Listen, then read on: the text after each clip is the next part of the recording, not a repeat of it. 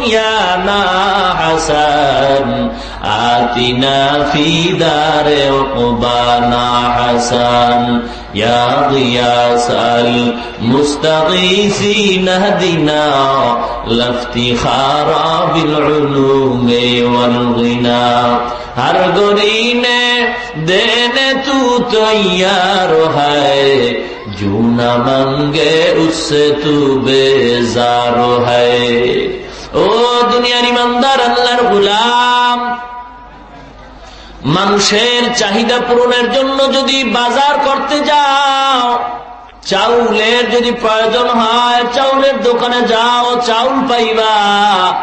মাছের যদি প্রয়োজন হয় মাছ বাজারে গেলে মাছ পাওয়া যায়, তৈলের দোকানে গেলে তৈল পাওয়া যায়, কাপড়ের দোকানে গেলে কাপড় পাওয়া যায়।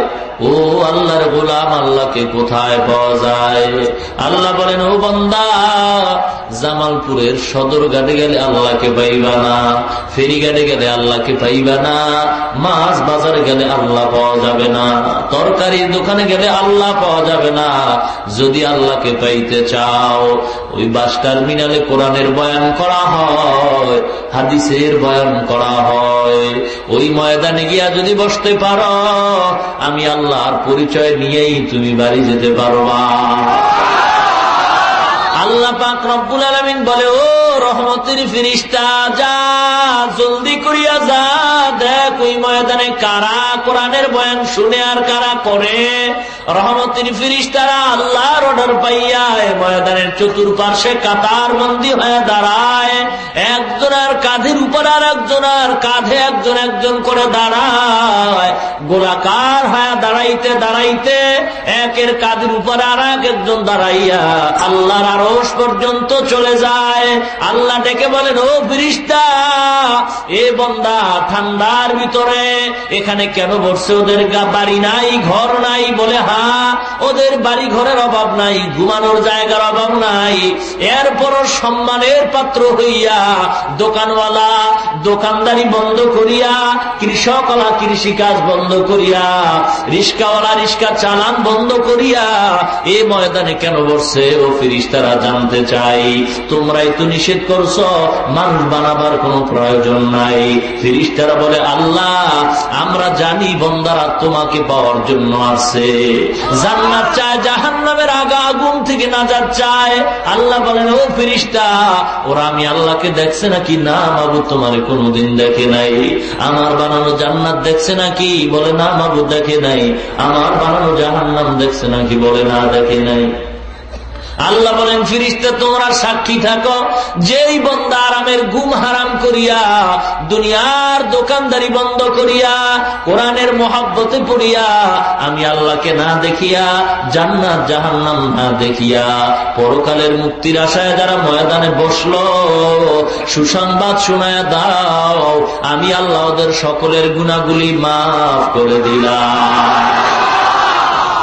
আল্লামা ইমাম কুরতুবী রহমাতুল্লাহ আলাইহি বলেন, বান্দার গুনাহ মাফ হয় বলতে সগীরা গুনাহ মাফ হয়, কিন্তু বান্দা তো সগীরা গুনাহ করে না।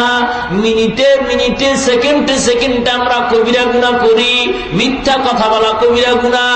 একটা কবিরা গুনার কমপক্ষে শাস্তি হলো ৭,০০০ বছর জাহান্নাম। ও এলাকার মুসলমান, আল্লাহর কোরআন যদি মিথ্যা না হয়, সত্য হয়, পয়গম্বরের বাণী যদি সত্য হয়, এই কথাটাও সত্য, একটা কবিরা গুনার জন্য কমপক্ষে জাহান্নামে ৭,০০০ বছর জ্বলতে হবে।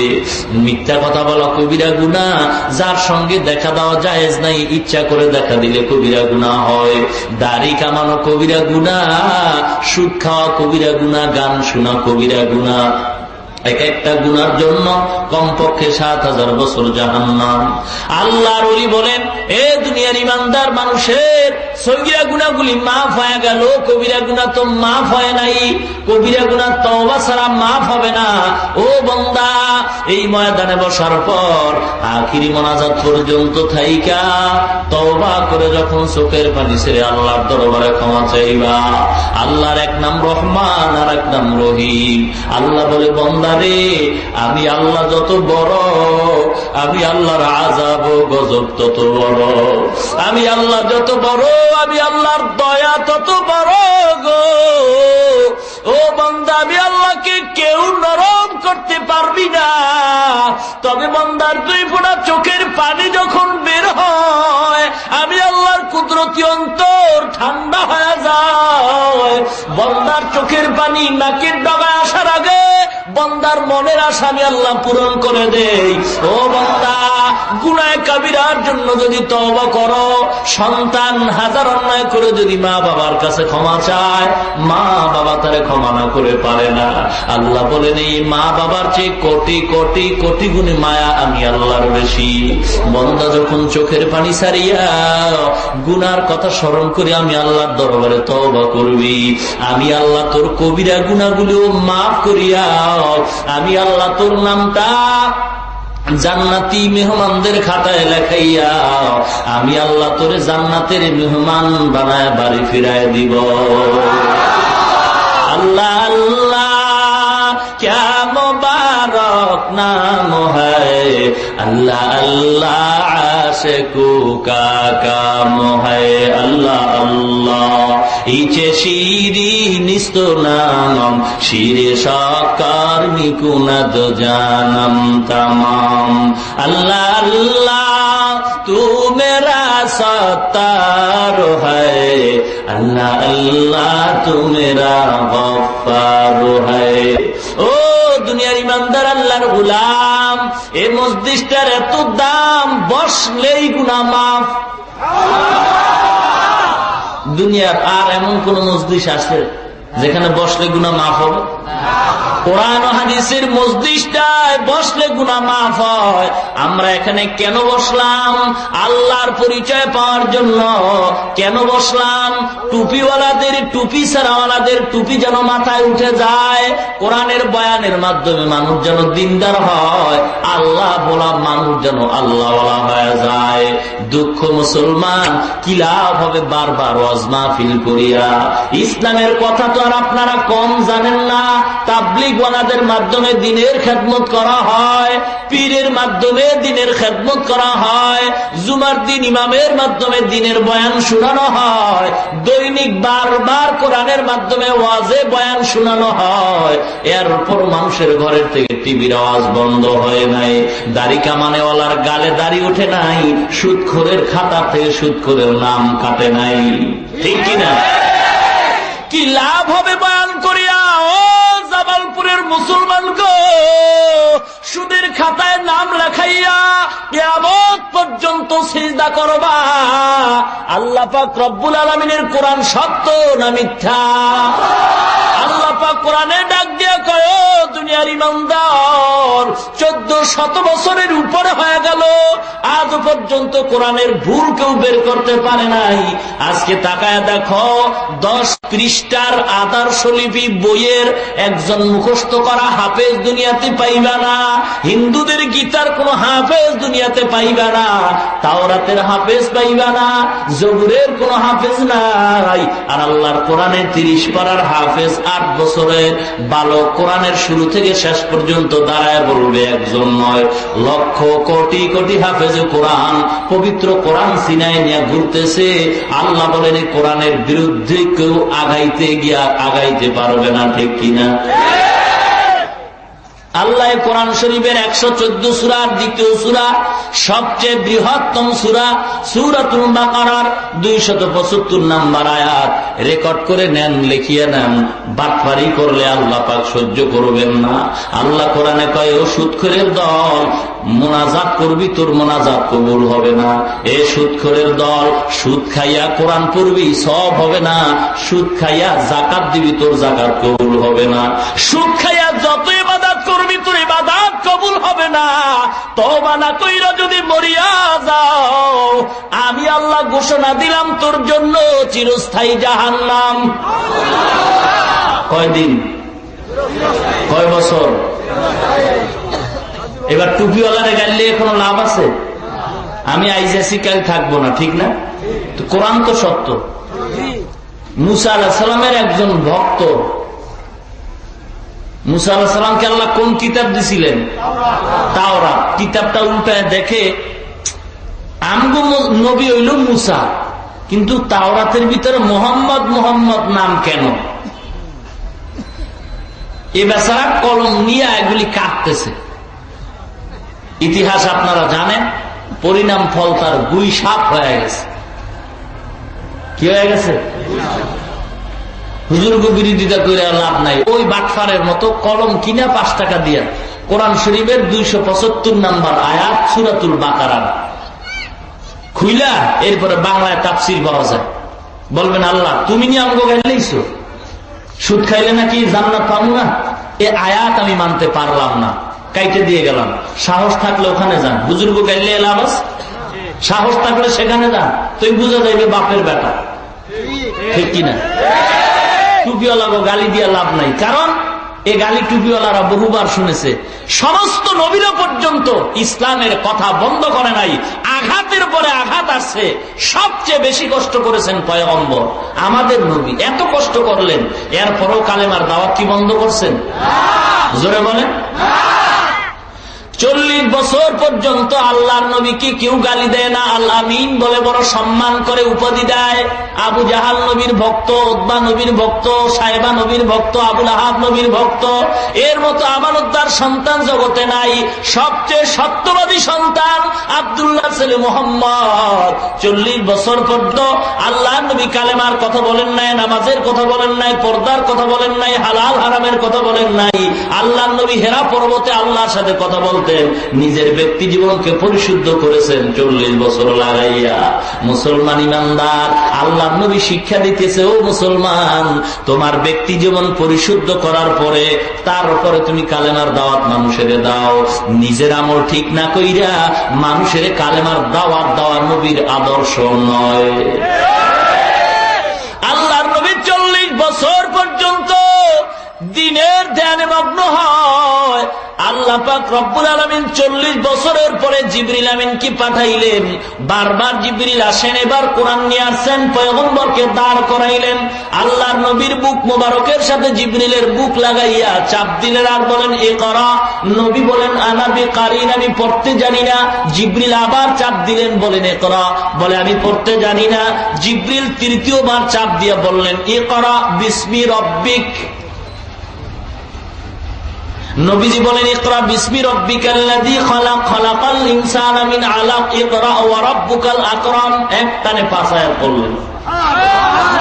কয় ঘন্টা ক্লাস করছেন? কথা বলেন না। 1 ঘন্টা না। জিবরিলের কাছে নবীজি কয় ঘন্টা ক্লাস করছেন? ক্লাস করছেন? এই যে চাপের সাথে 2 বারে বলেন পারি না, তৃতীয়বারে পারলেন কেন? জিবরিল প্রথম বলছেন পড়েন, দ্বিতীয়বার বলছেন পড়েন, তৃতীয়বার বলছেন পড়েন আপনার প্রভুর নামে। তাহলে এখানে শিক্ষা হয়, ওয়াজ মাহফিল কানসুক করার জায়গা নয়। আল্লাহ শিক্ষা দিলেন প্রভুর নামের পড়া পড়ো, বাকি পড়া বাতিল করো। কার নামে পড়তে হবে? যেই শিক্ষার ভিতরে, যেই পড়ার ভিতরে প্রভুর পরিচয় নাই, সেই পড়া পড়ে মুসলমান কোনদিন লাভ নাই। যেই পড়ার ভিতরে প্রভুর পরিচয় আছে, ওই পড়ার দ্বারা মানুষ আল্লাহকে চিনবে, জান্নাতে যাবে, আল্লাহর মেহমান হবে। পয়গম্বর এবার কোরআন শরীফের আয়াত পড়ে শরীরের ভিতরে কম্পন সৃষ্টি হয়, জ্বর উঠে গেলেন, দৌড়ায় গিয়া ঘরে গিয়া কয় ও খাদিজা কম্বল দিয়া ধরো, আমি আর সহ্য করতে পারি না। আম্মাজান খাদিজাতুল কুবরা রাদিয়াল্লাহু তাআলা আনহা নবীকে কম্বল দিয়া ধরলেন। নবী বলেন ও খাদিজা তুমি আমাকে আনজা করে ধরো। আম্মাজান খাদিজাতুল কুবরা ধরলেন, নবী খাদিজার নিয়ে কাঁপতেছেন। হঠাৎ খাদিজা কান্তা লাগাইলেন, কম্বলের কাছে লাগাইয়া শুনে পয়গম্বর কম্বলের ভিতরে গুনগুন করে কান্নার আওয়াজ শোনা যায়। খাদিজাতুল কুবরা ডেকে বলে ও পয়গম্বর, আজকে আপনার উপরে কোরআন নাজিল হলো, আপনি কেন কাঁদেন? আমার বুঝতে বাকি নাই, আপনার দুনিয়াতে মা নাই, বাবা নাই, আত্মীয় স্বজন কেউ নাই। আরবের ভিতরে আমাকে সবাই ধনী বলে, আমার মতো সম্পদওয়ালা মানুষ জগতে আর নাই।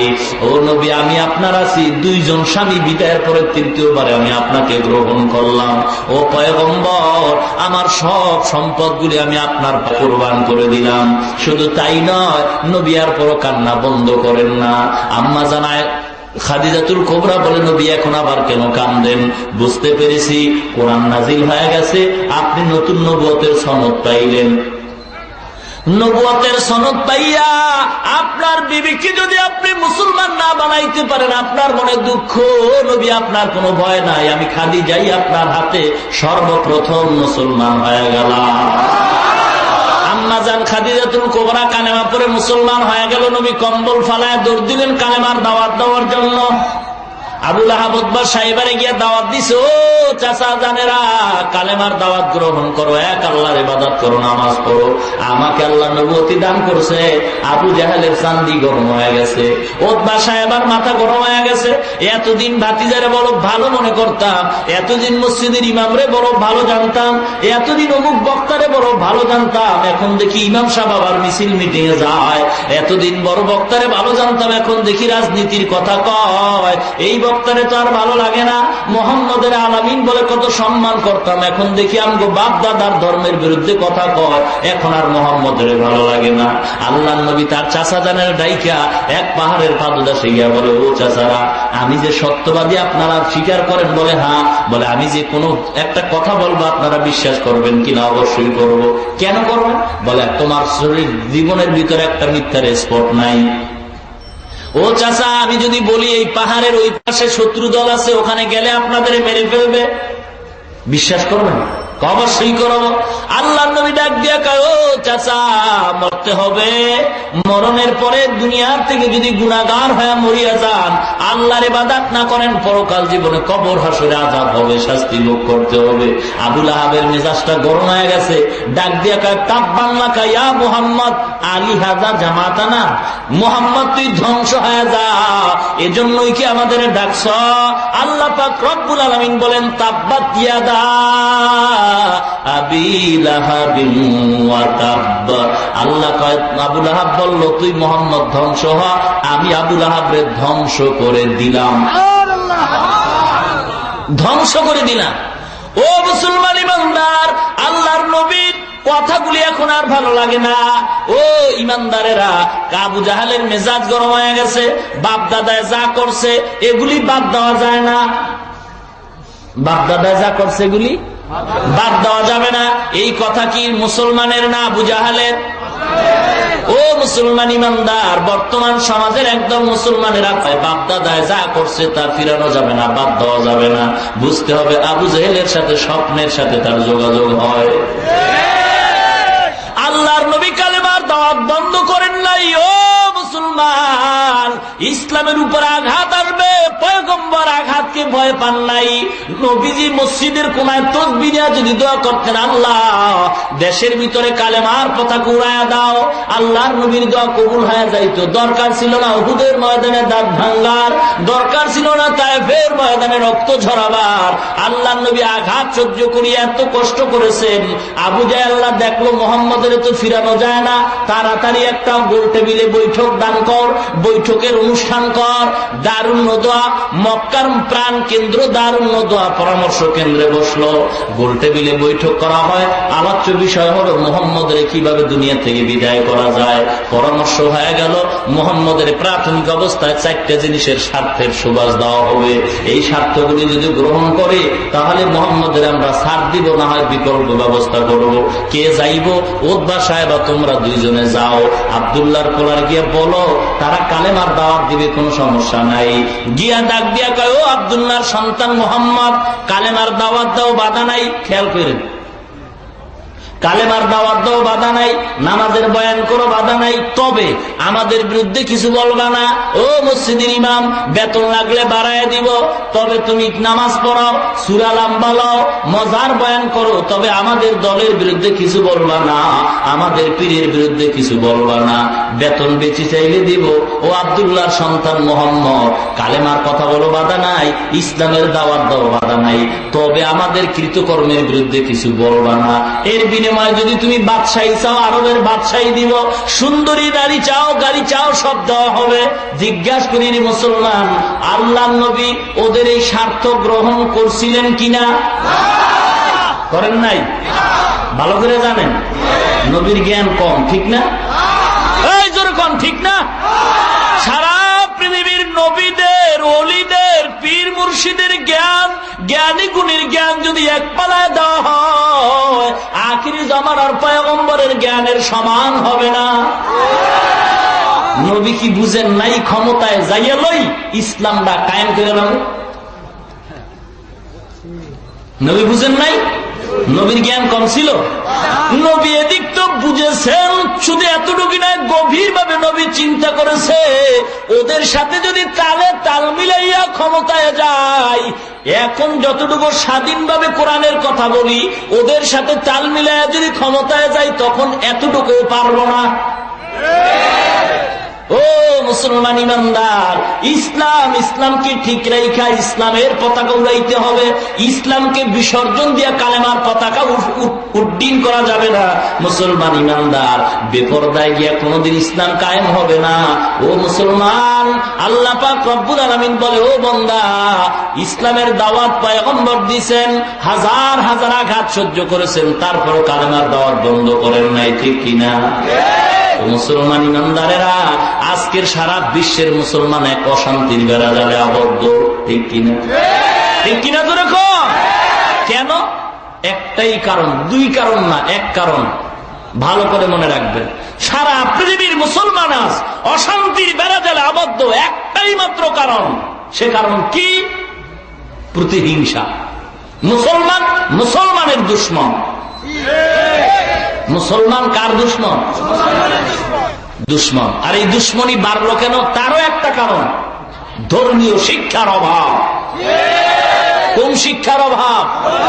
ধর্মীয় শিক্ষার অভাব। ধর্মীয় শিক্ষা নাই, যতটুকু আছে তাও বন্ধ করার প্রচেষ্টা চলছে। বাংলাদেশ, শুধু বাংলাদেশ নয়, সারা পৃথিবীর প্রত্যেকটা প্রদেশ, প্রত্যেকটা দেশ একটা পদ্ধতিতে, একটা নীতিমালার উপরে চলে, একটা গঠনতন্ত্রের উপরে চলে। বাংলাদেশ একটা গঠনতন্ত্রের উপরে চলে, নীতিমালার উপরে চলে, সেটা হলো গণতান্ত্রিক পদ্ধতি। গণতান্ত্রিক পদ্ধতি মানে লক্ষ লক্ষ মা আর বোনদের ইজ্জত আর রক্তের বন্যায় বাংলার জমিন লাল হয়ে গেল, যার বিনিময়ে পেলাম আমরা বাংলাদেশ, স্বাধীন বাংলাদেশ। তবে স্বাধীনতার সুফল আজও পাওয়া যায় নাই। লক্ষ যুবকের রক্তে মাটি লাল হয়ে গেল, মায়ের ইজ্জতকে হরণ করা হলো, হাজার হাজার বোন দুনিয়ার জমিনের সাথে মিশে গেল শুধু বাংলাদেশ স্বাধীন করার জন্য। আজ এই স্বাধীন দেশের গণতান্ত্রিক পদ্ধতির মূলনীতি হলো তিনটা: by the people, of the people, for the. সব ক্ষমতার উৎস জনগণ, যা কিছু হয় জনগণের কারণে হয়। ভাইরা আমার, কথা বুঝার চেষ্টা করেন। বাংলাদেশ সংবিধানে একটা ধারা আছে। কি ধারা? ধর্মীয় স্বাধীনতা। এটা সংবিধানের আইন, ভালো করে খেয়াল করবেন। ধর্মীয় স্বাধীনতা, হিন্দু তার ধর্ম পালন করবে, তার ধর্মের উপরে কোনো আঘাত করা যাবে না, এটা তার গণতান্ত্রিক অধিকার। সংবিধানের কথা বলতেছে। বৌদ্ধ তার ধর্ম পালন করবে, সেখানে আঘাত করা যাবে না, এটা তার গণতান্ত্রিক অধিকার। বাংলাদেশ সংবিধানের আইন অনুযায়ী বৌদ্ধ তার ধর্ম পালন করবে, এটা তার গণতান্ত্রিক অধিকার। সংবিধানের আইন অনুযায়ী গণতান্ত্রিক পদ্ধতির বলে বৌদ্ধ তার ধর্ম পালন করবে, যার প্রশাসন সহযোগিতা করে। হিন্দু তার ধর্ম পালন করে, গণতান্ত্রিক অধিকার বলে সংবিধানের আইন অনুযায়ী, সে কারণেই প্রশাসন তাদের সহযোগিতা করে। মুসলমান ইমানদার তার ধর্মীয় স্বাধীনতা নিয়ে ধর্ম পালন করবে, সেখানে প্রশাসনের সহযোগিতা থাকবে না কেন? এটাই তো গণতান্ত্রিক পদ্ধতির অধিকার নয়, খর্ব করা হয়ে গেছে। হিন্দু তার ধর্ম পালন করবে, গণতান্ত্রিক পদ্ধতির অধিকারে প্রশাসন সহযোগিতা করবে। মুসলমানেরও করবো না? কি বলেন? ধর্মীয় স্বাধীনতা বাংলাদেশ সংবিধানে দিছে, ইসলামও দিয়েছে। হিন্দু ধর্ম তার পালন করে, বাধা নাই। লা ইকরাহা ফিদ্দীন, ধর্ম নিয়ে নিয়ে কোনো জবরদস্তি করা যাবে না। হিন্দু তার ধর্ম পালন করবে, কোনো বাধা নাই। বৌদ্ধ তার ধর্ম পালন করবে, বাধা নাই। খ্রিস্টান তার ধর্ম পালন করবে, বাধা নাই। মুসলমান তার ধর্ম পালন করবে, বাধা নাই। জোর করে ডান নামের কাউকে মুসলমান বানানোর নীতি ইসলামে নাই। বানাইলেও তা সব হবে না, গুনাহ হবে। তাহলে ধর্মীয় স্বাধীনতা যেমনি ভাবে দেওয়া আছে বাংলাদেশের সংবিধানে, তেমনি ভাবে দেওয়া আছে কোরআনের সংবিধানে, ঠিক কিনা? কিন্তু হিন্দুদের কটাক্ষ করে কোন কথা বলা হয় না, বৌদ্ধরে বলা হয় না, টুপিওয়ালারও বলা হয়। টুপিওয়ালারা হলো সমাজের এক বোঝা, ঠিক কিনা? আজ ইহুদি খ্রিস্টান বেঈমান নাসারার দল মুসলমানের বন্ধুরা দুশমন। ভালো করে বলেন, ওরা নতুন কি কোরআনের বিরোধিতা করে না আজীবন করতেছিল? এখনো করবে, কিয়ামত পর্যন্ত করবে। এটা সত্য কথা, ঠিক না? কিন্তু মুসলমান যে করবে, এটা কি সত্য কথা? দুঃখ মুসলমান বাংলাদেশের জমিনে ঢাকা রাজধানীতে দাঁড়াইয়া মুসলমান কোন ইহুদি ভয় পাইয়া মুসলমানের ভিতরে অত্যন্ত ভয়। বাংলাদেশের ভিতরে কোন হিন্দু, কোন বৌদ্ধ, কোন খ্রিস্টান নবীরে গালি দেওয়ার সাহস পায় নাই। বাংলাদেশের ভিতরে দাঁড়াইয়া কোন খ্রিস্টান, ইহুদি, হিন্দু আল্লাহকে গালি দেওয়ার সাহস পায় নাই। পাইছে? অথচ ওরাই তো বিরোধিতা করার কথা, ওরা করে নাই। দুঃখ লাগে রে মুসলমান, আজকের মুসলমানের ঘরে জন্ম নিয়া মুসলমান নামের সাইনবোর্ড লাগাইয়া এরপরে স্লোগান দেয় মুসলমানদের নবী বড় সন্ত্রাসী নবী। মুসলমান হয়ে বলে আল্লাহকে জালিম বলে গালি দেওয়া হয়। মুসলমানের সন্তান পত্রিকায় নবীর ব্যঙ্গ করা হয়, নবীর ছবি মুসলমানের সন্তানের জবান থেকে বের হয়। মুয়াজ্জিনের আজান বেশ্যার আওয়াজের মতো শোনা যায়। মুসলমানের সন্তান বলে 1400 বছর আগের কোরআন পুরান হয়ে গেছে, পাল্টানো দরকার। জোরে জোরে বলেন নাউযুবিল্লাহ।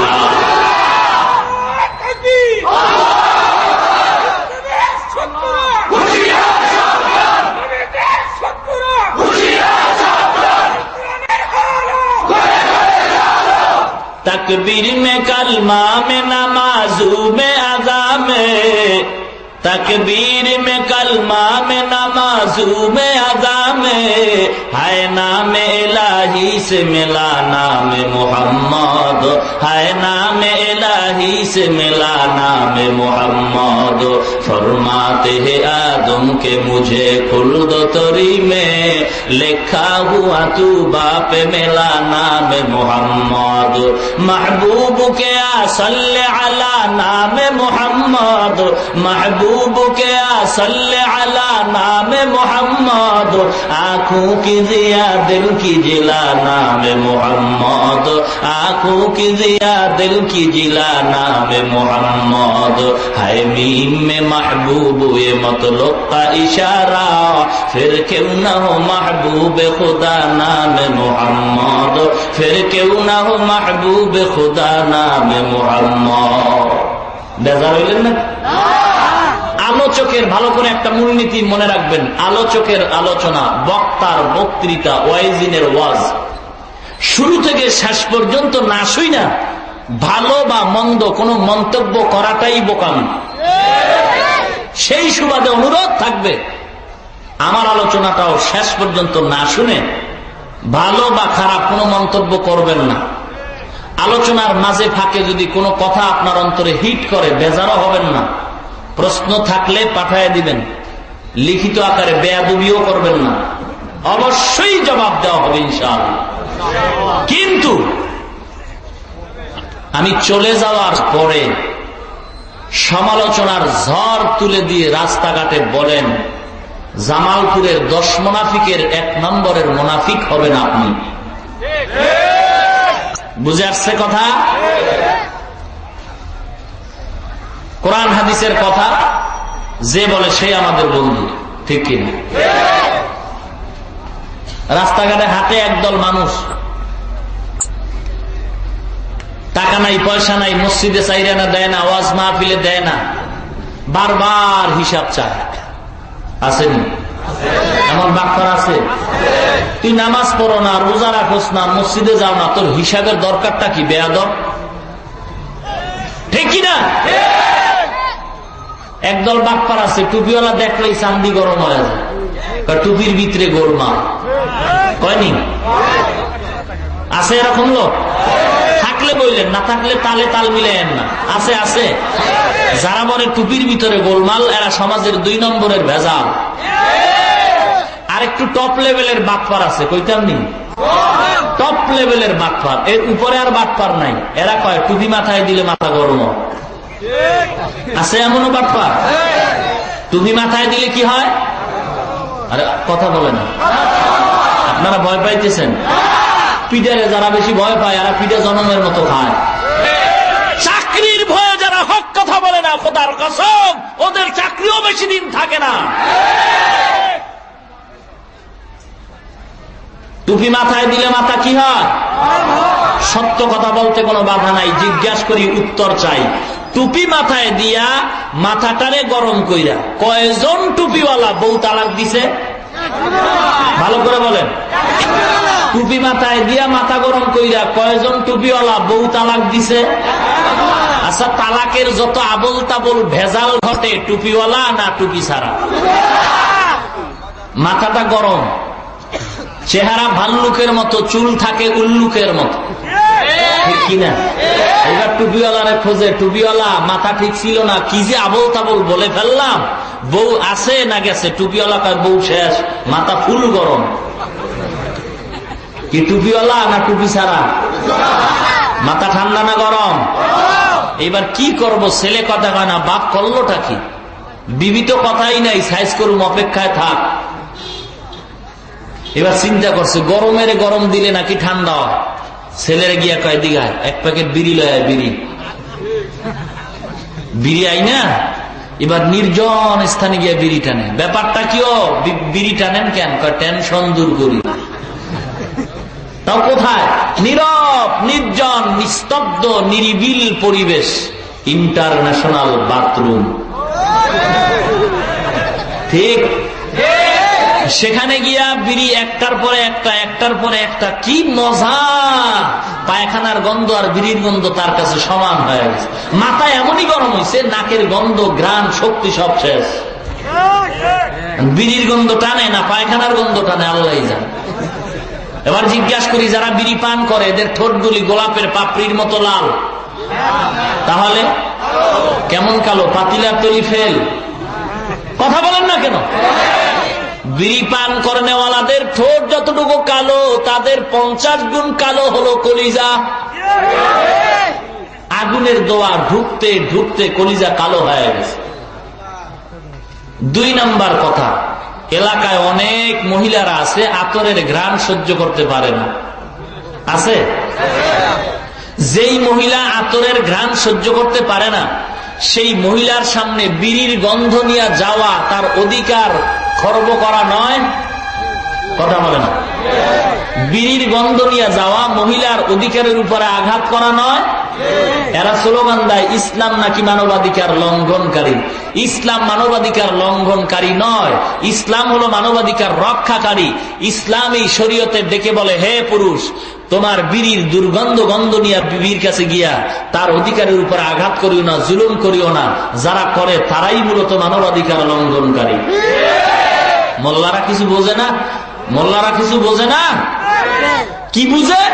দাড়ি কামানেওয়ালা, বেপরদাওয়ালা, সুদখোর, ঘুষখোরের জ্ঞানের পরিধি যেখানে শেষ, ওখান থেকে টুপিওয়ালার জ্ঞান শুরু হয়। কথা বুঝেন? টুপিওয়ালারা কি জানে না? সব জানে। বুঝেন নাই? এদেরকে বেইজ্জতি করা কশ্চিন কালেও সম্ভব হবে না। কেন? আল্লাহর 24টা ঘন্টা এদের মাথার উপরে ফিরিস্তারা ছায়া দান করে, রহমত দিতে থাকে। আল্লাহর ফিরিস্তারা বারবার দোয়া করতে থাকে। এ বাংলার জমিনে এমনও আল্লাহর ওলি এখনো বেঁচে আছেন যারা ফজরের নামাজ বাংলার জমিনে পড়েন, জোহরের নামাজ গিয়া মক্কায় আদায় করেন। মুসলমান এখনো চিনতে পারো নাই আল্লাহর ওলি কারে কয়? বর্তমান সমাজের মুসলমান আল্লাহর ওলি চিনে যার নামাজ রোজা নাই, গাঞ্জা খায়, মাথায় জট, গায়ে সালার চট, হাতে আছে গাঞ্জার পট। এর মনে করে এর কাছে গেলে বহুত কিছু পাওয়া যাবে। আছে না নাই? ও জামালপুরের মুসলমান, ও যুবক ভাই গো, এ দুনিয়ায় চিরদিন থাকতে আমিও পারবো না, তুমিও পারবা না। ঈদের ছুটি নিয়ে যখন বাড়িতে রওনা হয়, ছুটি পাইয়া বাড়িতে মায়ের কাছে মোবাইল দিয়া কয়, ও মা, বাড়িতে আসতেছি গো মা গো, ভয় নাই, ঈদের বাজার করবা না? ঈদের বাজার আমি নিয়ে আসছি, আনন্দে ঈদ কাটাইবো মা গো। লঞ্চে যখন সদরঘাট থেকে রওনা হয়, নদীর ভিতরে গভীর রজনীতে তুফান শুরু হয়, লঞ্চ পানির তলে চলিয়া যায়। কোথায় গেল মা, কোথায় গেল বাবা, কোথায় গেল তোমার আনন্দের ঈদ? আল্লাহ পাক বলে, বান্দা, কত মানুষ বাসের তলে পড়ে মারা যায়, কত মানুষ হুন্ডার তলে পড়ে মারা যায়, কত মানুষ পানিতে লঞ্চে ডুবিয়া মারা যায়, কত মানুষ ঘুমে করে মারা যায়। ও মুসলমান, দুনিয়া চিরদিনের থাকার জায়গা নয়। আল্লাহ পাক বলেন, বান্দা, তোরে আমি বাজার করার জন্য পাঠাই নাই, আমি আল্লাহ তোরে খানা খাওয়ার জন্য পাঠাই নাই, আমি আল্লাহ তোরে ঘুমানোর জন্য পাঠাই নাই, আমি আল্লাহ বিয়া করার জন্য পাঠাই নাই। আমি আল্লাহ কেন পাঠাইছি জানো? আল্লাযী খালাকাল মাউতা ওয়াল হায়াতা লিয়াবলুয়াকুম আইয়ুকুম আহসানু আমালা। আলমে আও ওয়াল বরায়ে ইমতিহা, আলমে সানি জাযায়ে ইওয়া। ও মুসলমান ইমানদার, আল্লাহ পাক রব্বুল আলামিন বলে, ও বান্দা, তোকে আমি পাঠাইলাম পরীক্ষা দেওয়ার জন্য। কিসের পরীক্ষা? আমলের পরীক্ষা। আমল মানে কাজ। কাজ ভালো হতে পারে, খারাপও হতে পারে। আমি আল্লাহ তোরে খারাপ ও ভালো কাজ করার স্বাধীনতা দিয়া দুনিয়াতে পাঠাইলাম।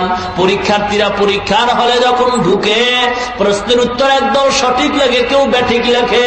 পরীক্ষক যারা, তারা সময় 3 ঘন্টা সমানভাবে সবাইকে দেয়। যারা উত্তর ব্যাঠিক লেখে, এদের সময় কমায় দেওয়া হয় না, এদের বাধাও দেওয়া হয় না। বাধা দিলে পরীক্ষার হলের মান থাকে না। ডাক দিয়া কয়, 3 ঘন্টা সময়, পরীক্ষা দাও, প্রশ্নের উত্তর যা লেখো সঠিক ব্যাঠিক লেখো, স্বাধীনতা দিলাম। দেখা যাবে ফলাফলের বেলায় তুই পাশের ছাত্র না ফেলের ছাত্র। আল্লাহ পাক রব্বুল আলামিন বলেন, ফারিকুন ফিল জান্নাতি ওয়া ফারিকুন